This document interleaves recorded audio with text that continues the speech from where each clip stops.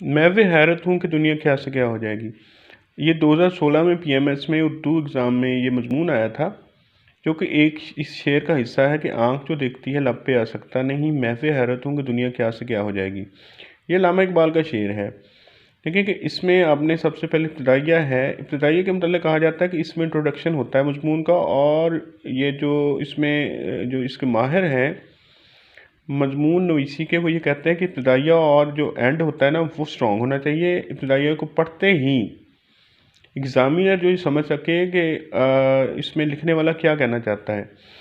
तो ये अगर मजमून आता है तो इसकी आउटलाइनें मैंने कुछ बनाई हैं कि इकबाल एक ज़माना शनास शख्स थे, अजीम शायर थे।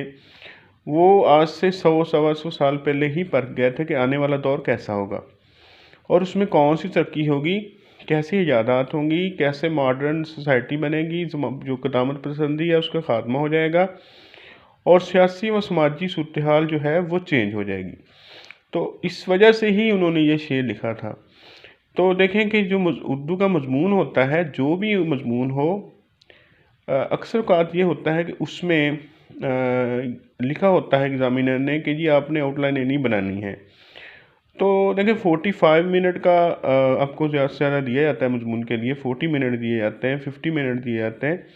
तो आपके पास ज़ख़ीरा अल्फाज तो होता है, लेकिन इतने टाइम में आप वो जो है उसको अपने जो एग्ज़ामिनर जो होता है ना आपका शीट होती है उस पर आप उसको समो नहीं सकते।